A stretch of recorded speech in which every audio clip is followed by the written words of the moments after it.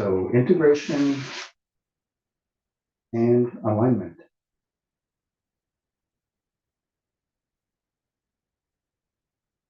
What's it all mean? Integration. Our Dharma practice in action. This wonderful presentation of the Noble Eightfold Path, designed to do just this, be integrating everything, everywhere, all the time, as it were. We're just seeing how everything in our life, in our day-to-day life, from the moment we wake to the moment we sleep, and perhaps even in between, in some way or another. But at least all throughout the day and the night, every moment is an opportunity to practice. That may sound like an ideal, but it is part of the divine design of the Noble Eightfold Path, and just the practice traditions that are really looking to integrate the theory into practice. And they see that's, as they say, where the rubber meets the road, where the insights come alive to deliver their liberation. So it's a very rich and relevant topic here for those of us who are feeling more serious practitioners and really are looking to take it to the next step or the next level. I mean, this is a kind of a next level presentation, the Eightfold Path. And we're not just talking insights here into anicca, dukkha, anatta, or three characteristics. We're talking about very, very deep insights about how our intentions and desires and just sort of ethical paradigm integrate into action, and how those actions are the way in which we are, manifesting consequences of actions in our life. Or this increase in well-being, or using, intelligence or wisdom or love and compassion, or all of the above, to actually be informing our decisions, our response with situations, everything. People, our sensory experience, our material possessions, our career ambitions, everything. And then, of course, deeper, more psychological or existential insight into ourselves, with the human condition. Really, everything. But it does have to do, again, this reoccurring point about what is relevant to us, what we desire from the Dharma. We can see this is just a totally different presentation than I'm just here to meditate, to do stress reduction, or to learn to focus my mind, or work tasks, or to be less distracted, or performance, that kind of a thing. It's very, very sort of holistic approach, integrated approach. So it is kind of a next level Dharma practice presentation here. But because we're all on retreat, perhaps we're already at this next level right here, where we are sort of, our next retreat begins tomorrow, as we like to say. And that we can stay, we can even stay sort of in retreat mode in our mind. What does that mean? It could just mean us having or holding or manifesting this higher priority of our spiritual priority or our spiritual practice, learning how to shift that more outside of a retreat container. These retreat containers are designed to have some ideal conditions for the cultivation and the community support, and even having the delicious, nutritious meals prepared for us every day. Just so many supports so that we can really, really focus, really, really utilize the time. We're going deeper into practice and just relaxing too. It doesn't have to be all performance anxiety to obligated to realize Dharma, or it's an individual thing for sure, but the opportunity is here. So many of us will be doing that, especially if we are seasoned practitioners we're already a bit skilled or familiar at this process of going from a retreat, back into daily life. There's a lot of skill, a lot of savvy involved in doing that gracefully and actually carrying some of the retreat momentum into daily life.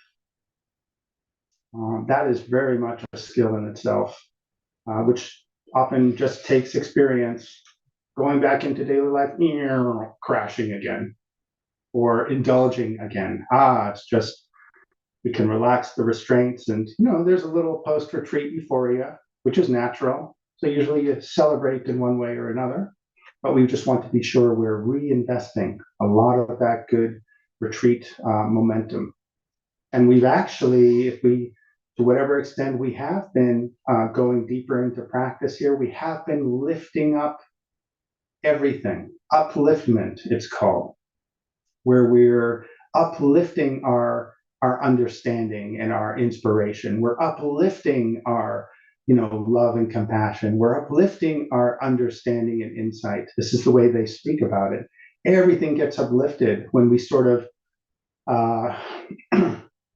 bring our practice into these sort of higher dimensions.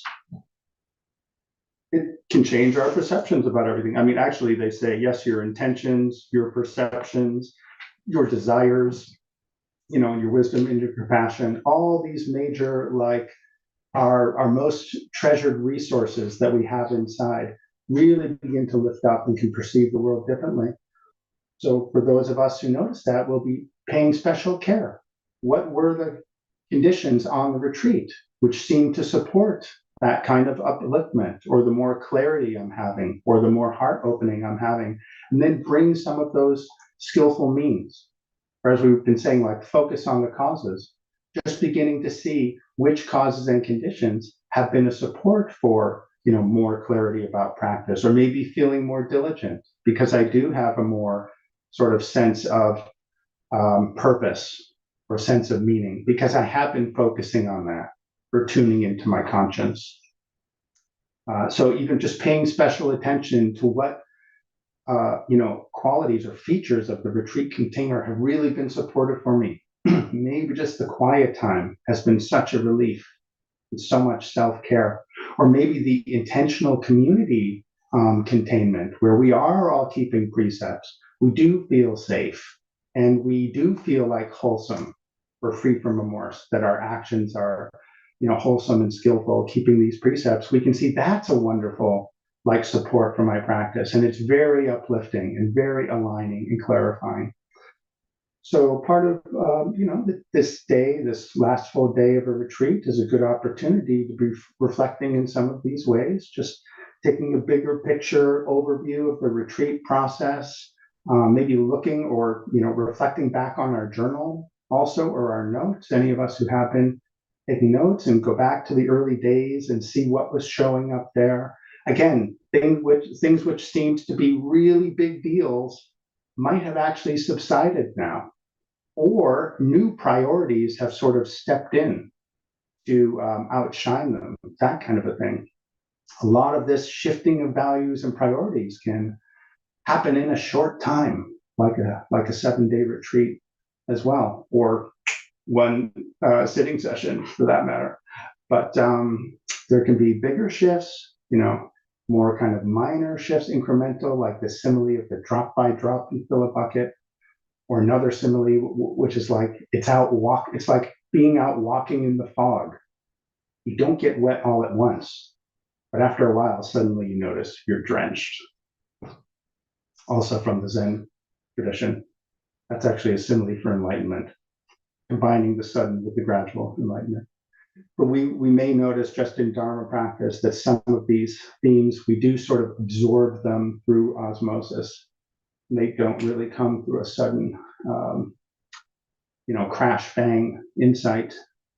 But every little bit that we're hearing, and we make a little note of it, and we actually make that, this is the part of this intentionality, setting the intention for the sit, setting the intention for the day, setting the intention for our life. Many of us who are really, taking this on, we'll do that. We do it every day as monastics at the beginning and end of the day to reflect on what is my intention for this day and to have it be aligned with the Dharma, and also specific things that we may be working on or a specific practice we want to do. Say it is involving like our anger issues and our loving kindness, or wanting to do a particular act of service or a particular insight we're, intending to pay special attention to throughout the day. We'll make a special note of that at the beginning of the day. At the end of the day, we'll just reflect to see if we were, how successful we were, or how much follow through we had, like the simile of Ajahn Chah leaving the umbrella behind. I lost my umbrella last night. How about that? I haven't found it yet. So we see that there is a lot of potential here to be learning these different, skills and relationships about practice and how to integrate retreat practice into daily life practice. That was one thing that attracted me to monasticism. I'm like, wow, this is just like one long retreat here. But actually, you're kind of running a retreat center. Usually, you're building and running retreat centers for one thing, and then training monastics. It's a pretty big ordeal. But it's a retreat of sorts, in that it's a containment. It's an intentional community, and you have, to some extent, quite aligned priorities, like, precepts, samadhi, meditation, mindfulness, developing wisdom, intelligence, right intention. So there's just a lot of great themes for insight and taking it into daily life and actually making the Dharma and the Eightfold Path more fruitful part of our life and bring our insights into action. And I was living at the meditation center, Goenka Center, many years ago. We had this ongoing joke, and it was actually something that happened after every retreat. Retreats would end on Sunday, and on Sunday in that part of Belgium, nothing's open. Like the gas stations aren't open. There's nothing. There was the shops weren't open, and but this was very close to the Dutch border. And what you would get is like people would go in their go off, and at the first gas station on the Dutch side of the border, everybody would be there buying chocolate. Because for 10 days they hadn't seen chocolate. So much for craving suddenly coming up after the peaceful retreats for 10 days. But there you can really see how the mind works, and the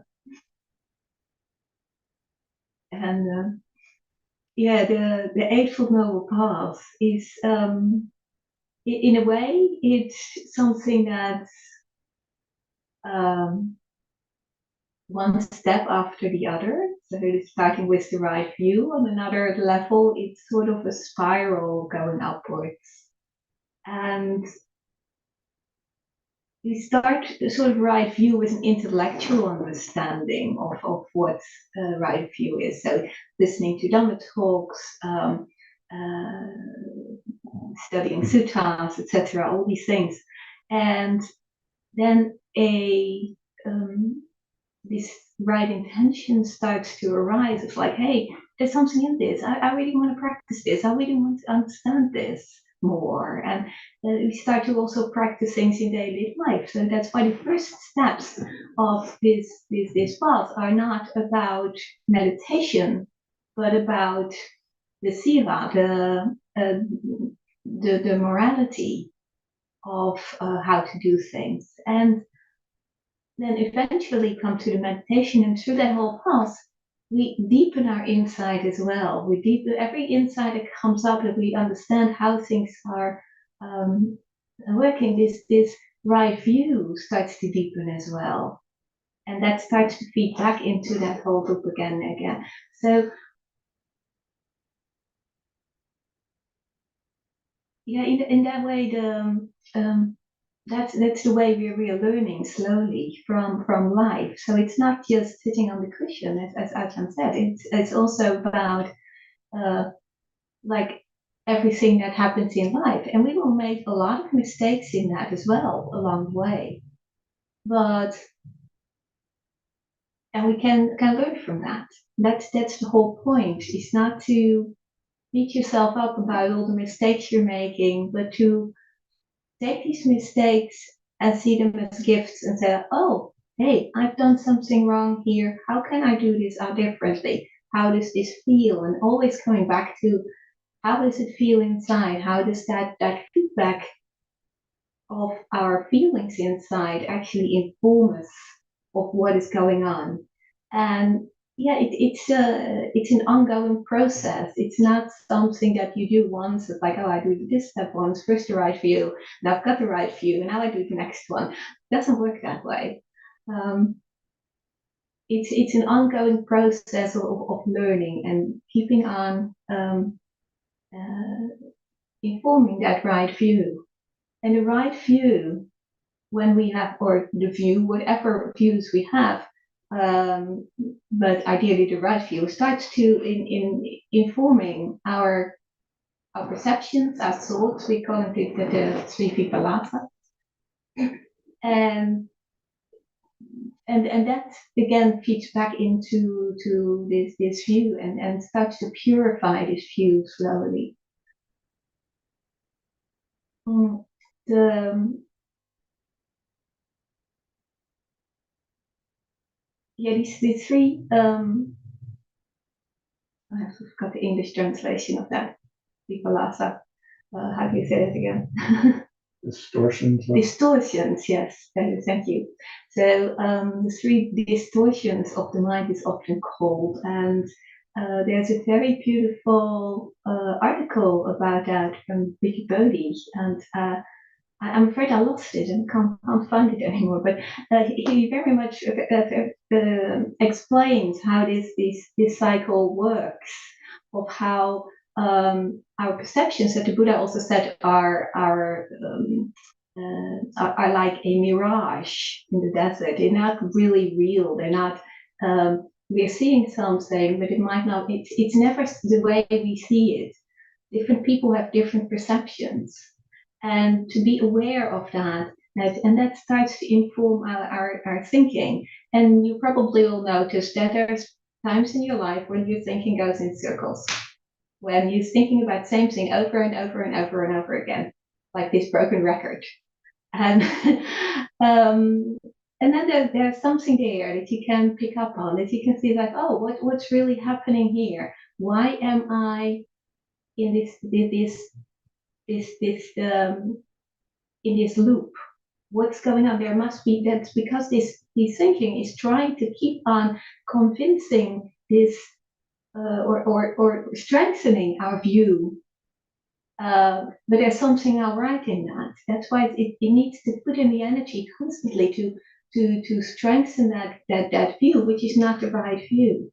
When we start to break through that circle and beginning to understand what is underneath, and then you can see that the thinking is changing, and you're no longer stuck in the view. There is this aha moment of like, oh, this is what it was, and that informs the views again, and that informs the perceptions again. So we don't have to constantly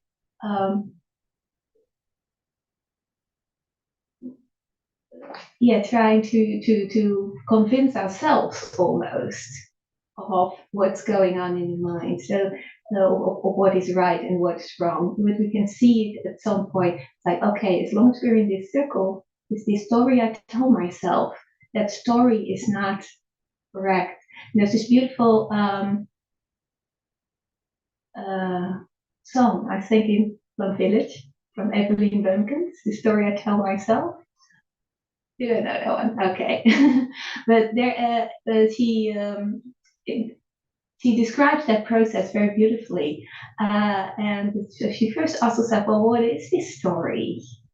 And then throughout the song, she's becoming more and more aware of what this is. And at the end of the time, the things you can let go of the story. You realize, oh, this is only a story, and I can let go, and I'm allowed to let go. But there's also an attachment to the story, and so that seeing that attachment, then we can let go of the story and continue on. But it's a process. It's not something that goes just like that. This song is very helpful to show us, like, oh, here is what's going on. There's the story that I'm telling myself, and then at the end you can let go of the story. And that's when some insights come up about what's going on, and purify the view, purify the perceptions, and you'll see the world in a different way. You can also try and change perception by focusing on something else. For instance, focusing on what is good. If you're always focusing on on all the problems in the world, even though that might be true, or you get a certain perception where you might only focus on these one things, and you might not see all the good things that are also there. So it's good to also focus on both of those, and to balance that more out, and that changes automatically that story as well. So with the changing of the story, you're changing the views, you're changing the perception, you're cleansing that cycle of these people as these distortions. Okay, sorry, I've been talking too much. No.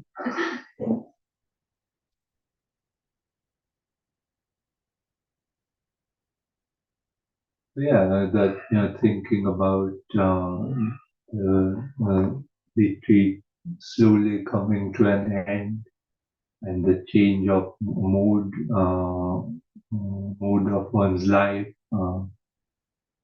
and also think about the eightfold path, and the eightfold path there can be sort of shortened to the sila, samadhi, panya. So sila is in ethics, morality, the right speech, right action, right livelihood. Samadhi, that's right effort, right samadhi, right mindfulness, right samadhi, and the panya, wisdom, so right view, right intention, and then each, as when I was saying, how each sort of section can support the next, and so a sort of set up a feedback loop, so that each one supports the next. So sila, that ethics or morality, again, not.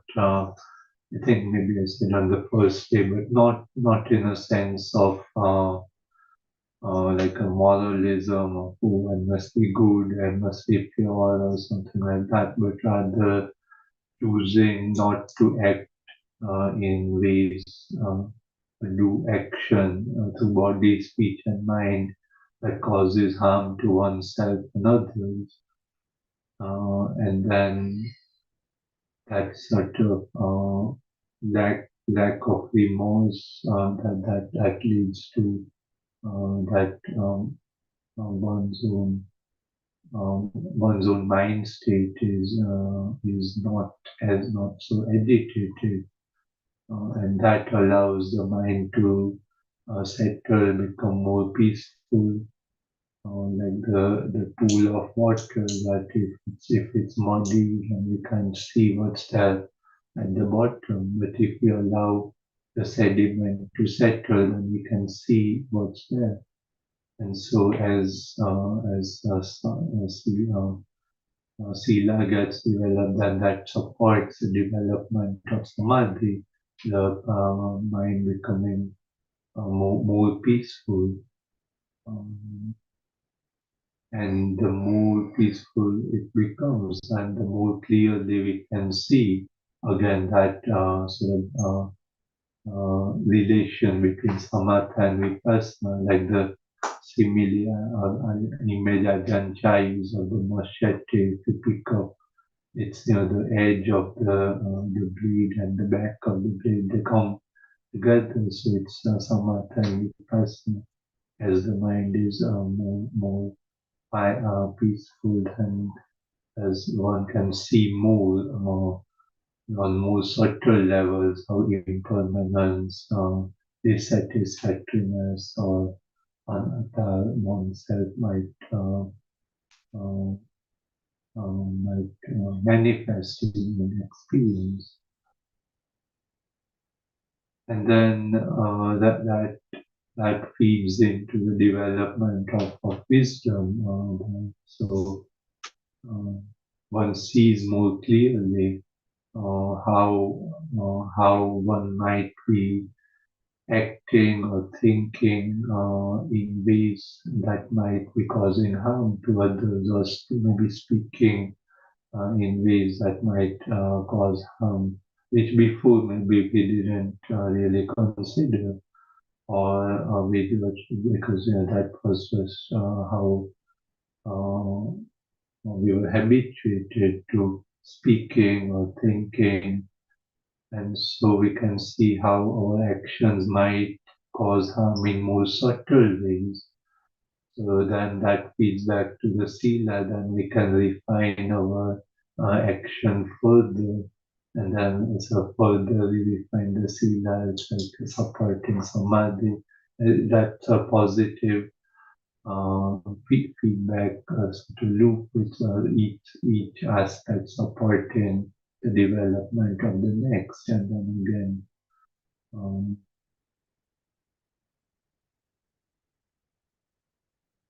and then Ada mentioned, I think, a gradual and sudden enlightenment. Often that can seem like a contradiction of, we practice and then do we suddenly get enlightened or have sudden insights? And there's a story I like which I think at least seems to address that seeming contradiction.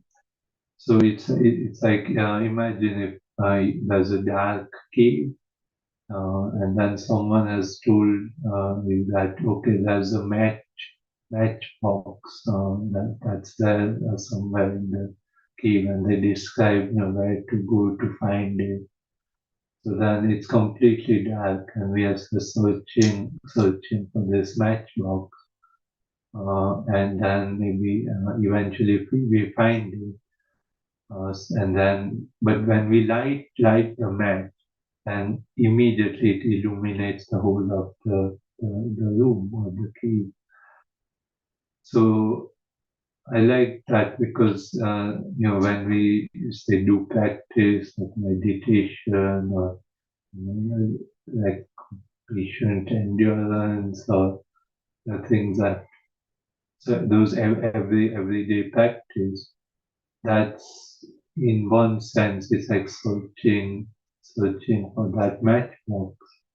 So in one it's not that it directly leads to awakening, but if one did not do that, then even there wouldn't really be also a possibility of awakening, because if one didn't look for the matchbox, then one wouldn't be able to find it.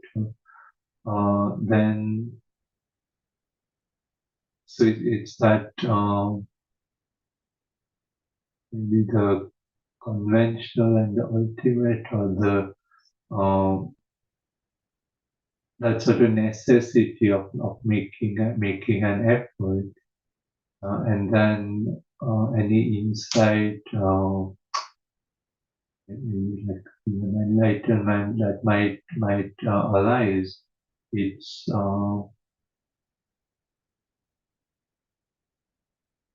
in one sense it can maybe can be transformative in terms of it changes how we might see the world,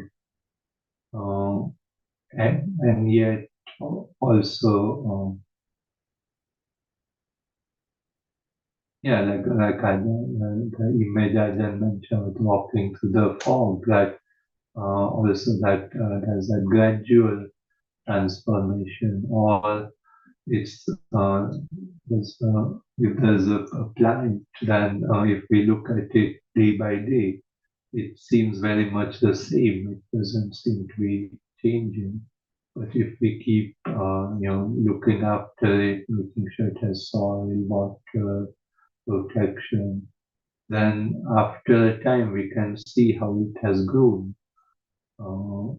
Plastic plant. Even a plastic plant. Use your psychic powers of co-creation, and that plastic plant grows.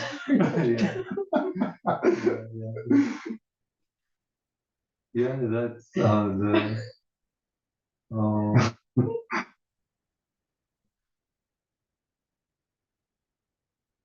So yeah, it's how these things change within ourselves. Things that we may have thought of as sort of integral to oh, this is me, this is, and then after a while they maybe become less important, uh,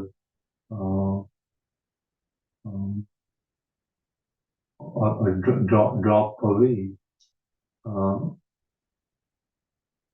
and then yeah, it's that sort of allowing that unfolding to happen. That as the future is unknown, and as we engage in practice, and then seeing what changes, how we might see things differently.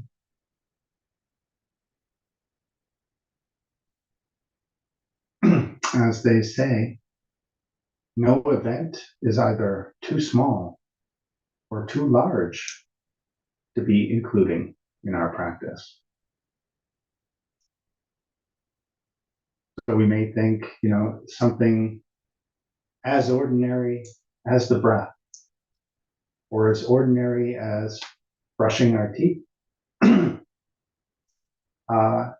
can be overlooked or passed by or not included.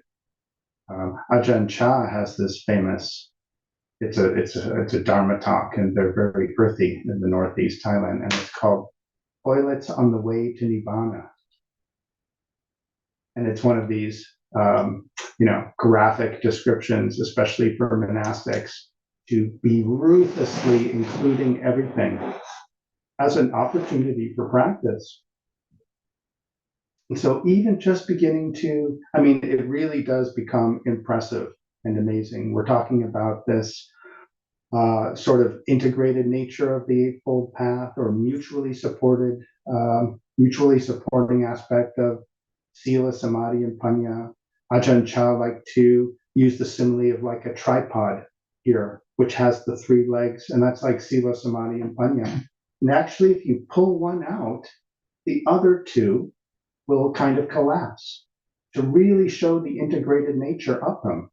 Just for example, with our Sila, if we don't have a certain, element of samadhi there, like just a very basic mindfulness or equanimity, then the likelihood is the habitual reaction.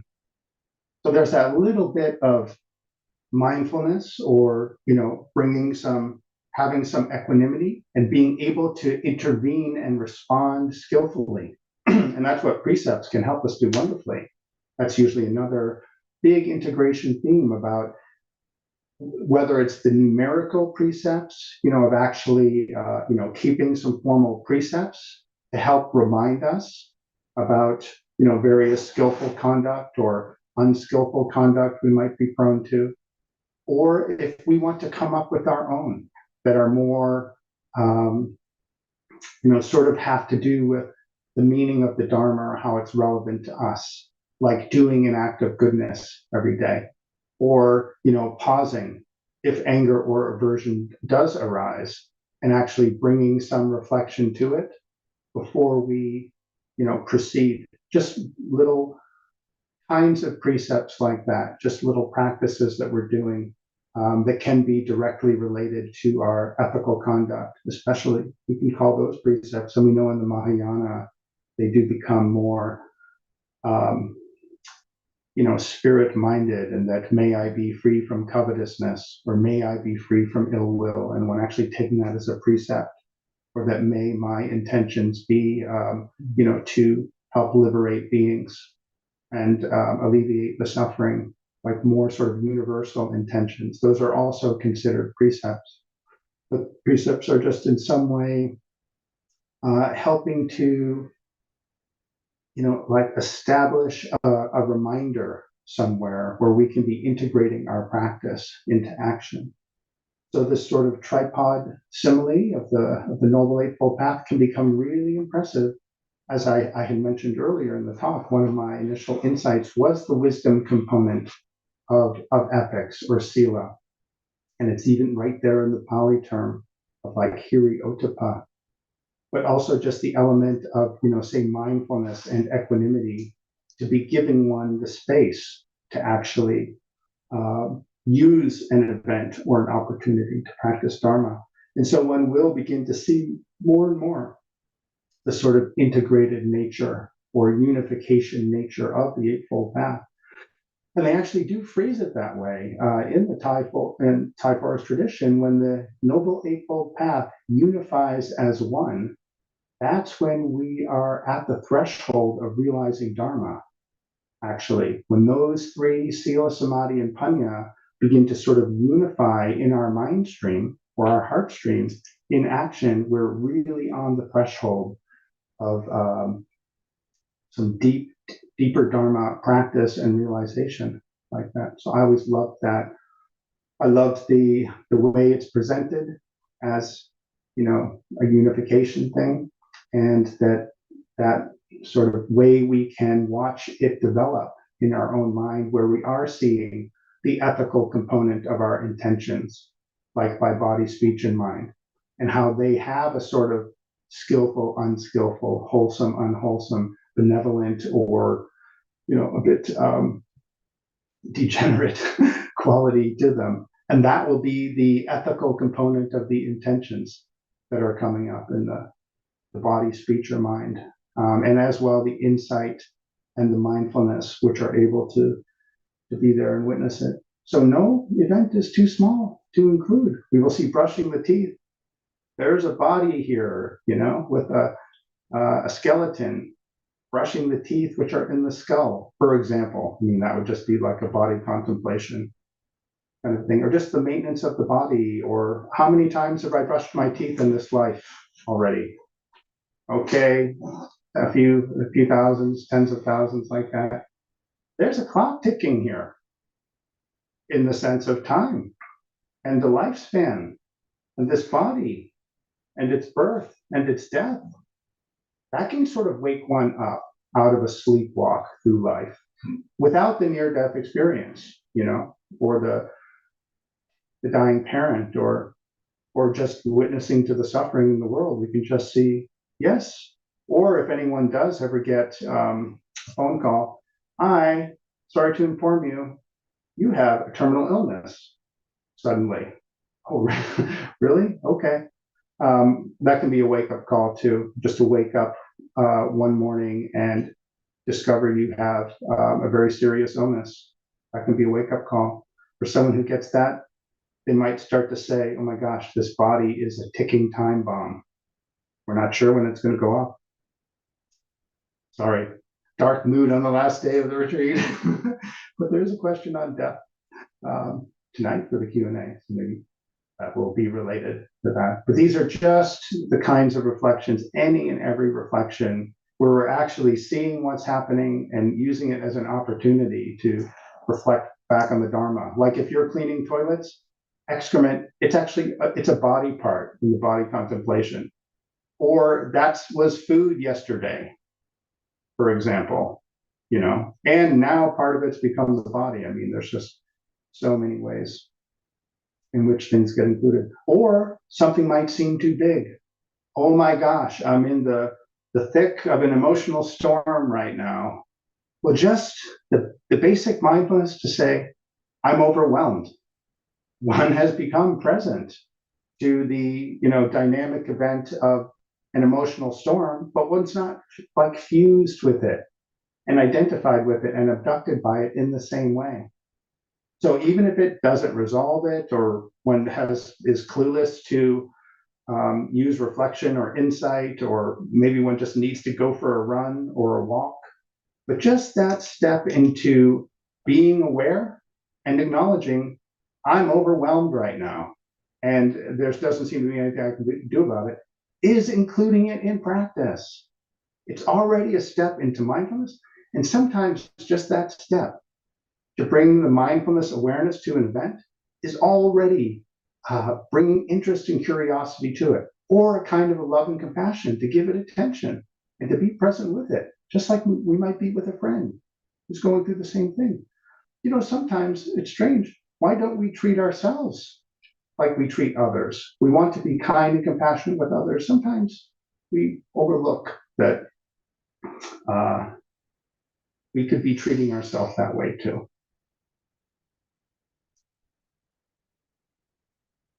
So no event is either too small or too big to include in the Noble Eightfold Path, and it actually, in one way or another, can and does include everything. So this is a wonderful integration principle, especially for those of us who are looking to really take our practice to the next level in our daily life, or wherever our sort of retreat is going to lead us.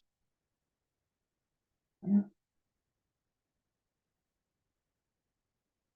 Yes, I remember this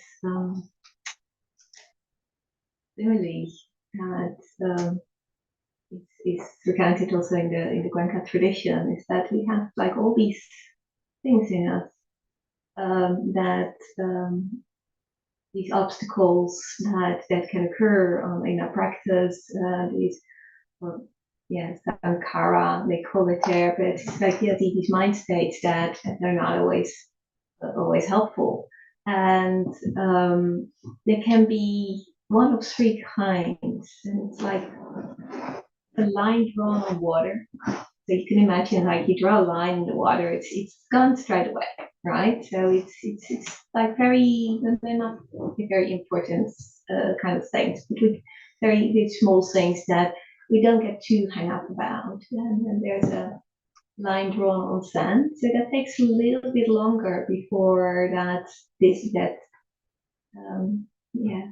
disappears, and then there's these things that are like a line sizzled into the rocks. That can take a long time, and from an early age we get conditioned in certain ways in this society. And one of the things that Ajahn was referring to is also this, like, why are we like being actually kinder to other people quite often than we are to ourselves? And I think that's one thing that is one of the things that we get taught in our society quite a lot, is that we have to be competitive and we always have to be better, and we always have to get better grades and move towards like becoming something better than what we are right now. So we start doing that, like, what you are right now is not good enough. It's never good enough. And I think that's a very big one. That we also look at other people, and we can have like compassion for other people and accept other people, but ourselves, oh no, we have to be better. We're not good enough. And of course, that's in delusion as well. And even if you know that, you realize that this is the case, that's a non-mindfulness there, but that doesn't mean that realization immediately gets rid of it. It takes a long time, because this has been with you for like, if this is you, I'm not saying that all of you might have that, but a lot of people that come to me come with like the same problems. It's quite interesting if people come with problems, and then the first one talks about something, and the next one in the same way talks about the same thing. Or with like with different circumstances, but so many people actually have the same thing, and we don't tend to talk about it so much with each other. But yeah, we're all in the same boat in that. We've all had a certain conditioning, and we've learned certain things. And certain things come from our society as well, and not just from the parental upbringing or from teachers or something like that. And many years ago, I was in Los Angeles, and I talked about that a few days ago. And I met an Afro-American Dhamma teacher, and she told me about how things are for Afro-Americans in America, which is a very different history than we have here in Europe. And I was amazed at a whole lot of things that she was telling me, and I realized how naive I had been about all these things, and how there is like this sort of collective upbringing of inferiority from an early age, and how that works through the whole system. I found, on the one hand, from a psychological perspective, I found it very interesting from a Dhamma perspective. But also, it's something very deeply sad about it. And so it's when you bring that to yourself, we cannot change other people. We can only, in a way, change ourselves, but with that, we can help other people also come out of their suffering to a certain extent. They still have to do the work themselves. But with all these things, I started wondering, it's like, okay, how did I grow up with what kind of feelings of my race? What does that mean to me? What does race mean to me? What does gender mean to me? All these things I started then questioning. It's like, because I had never really thought about that, or never always taken it for granted. And all these things come with a certain conditioning of how you see yourself and how you see others. Because we only see others within ourselves. We're not really separate from others. It's not like this other person is there and they're like this. We don't know what another person is like. They're this conditioned mind-body structure that we don't know. We don't know how they have been conditioned. We only see a very small part of that, of what they are. And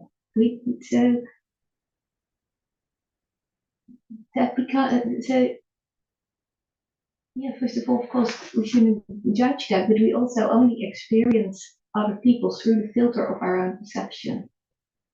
And that's also something to be aware of. Our perception filters out what it sees. And all people that you see around you are actually only a projection of your own mind.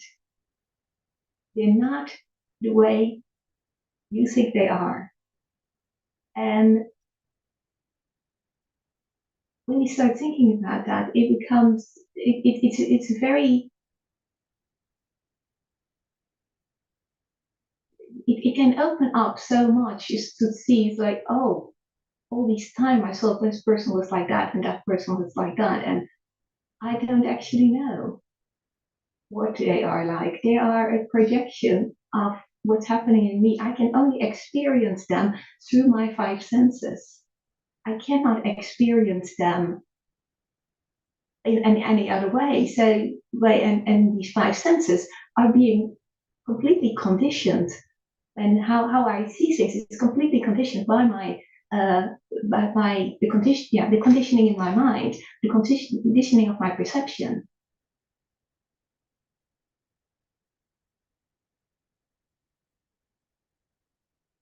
So that can, like realizing these things can also give us a little bit of a distance between,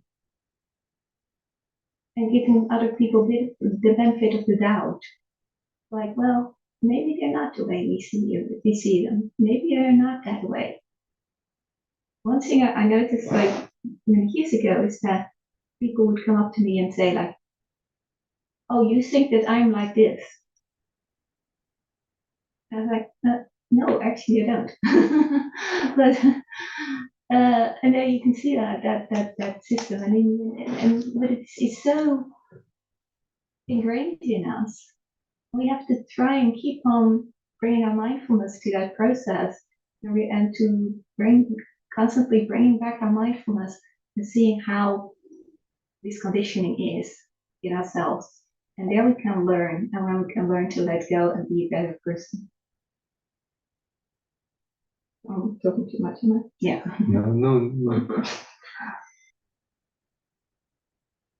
No. Yeah, just I suppose briefly.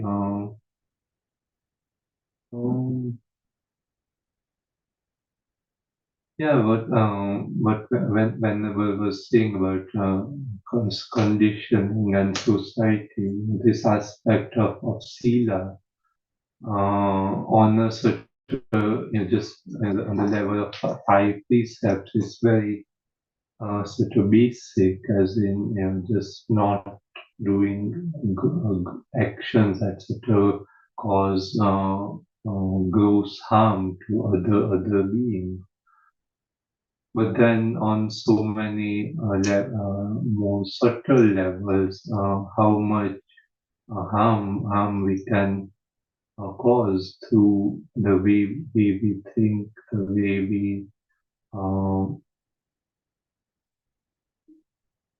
we perceive the world, and we may not even notice how society has conditioned us, and then we may think, oh, this is just a natural way to think, or like that question about gender yesterday, or the racism, or the prejudices we might have, and we might not have even examined that these things have conditioned how we see the world. Bell Hooks, she was a great feminist scholar. She passed away a few years ago, but she would often start off her talks with describing the various systems of oppression that we might live under. So that white supremacy, is capitalist, imperialist, patriarchal, heteronormative, and also sometimes others could be added as well. But these things we maybe take to be normal or natural, but we maybe don't see that these things are constructed, and unless we look at how these ways of thinking might be affecting other people, or affecting groups of people, then we may not even think that that's a problem. And of course, people affected by one sort of way of thinking, oppressed by one way of thinking, might themselves have like a prejudice view about another group. So that's why Bell Hooks is connected, highlighting these different systems. All people might have internalized that negative way of thinking about themselves. Like homophobia or racism, or that taking on that prejudiced views about themselves and having negative views about themselves. So, yeah, also bringing these considerations in when one considers Sila.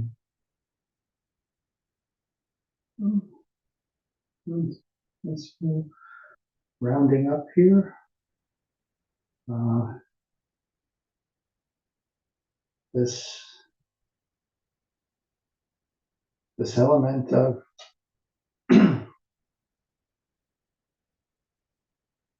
really connecting with where it is, our sense of meaning, purpose,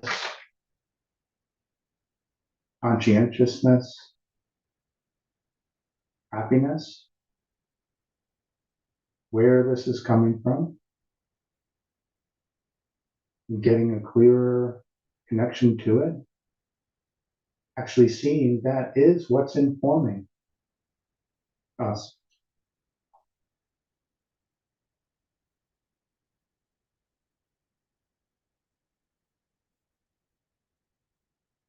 Yeah, in a very kind of fundamental or unification way, what's informing our views and our intentions and our actions.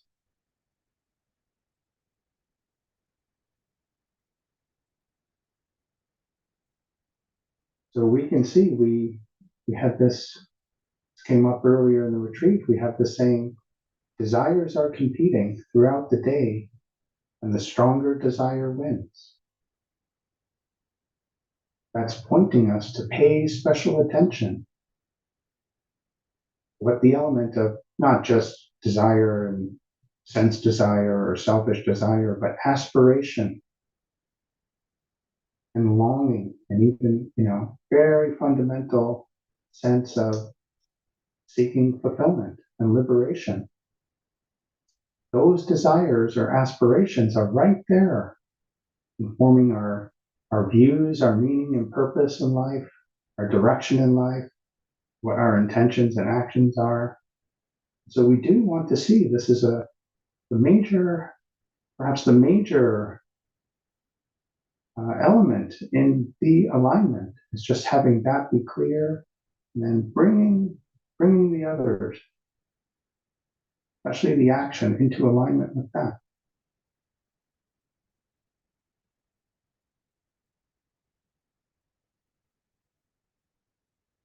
So, okay, we hope that this theme of integration and appreciation for the Noble Eightfold Path and just different ways in which our Dharma practice comes alive for us here on the retreat and in our daily life is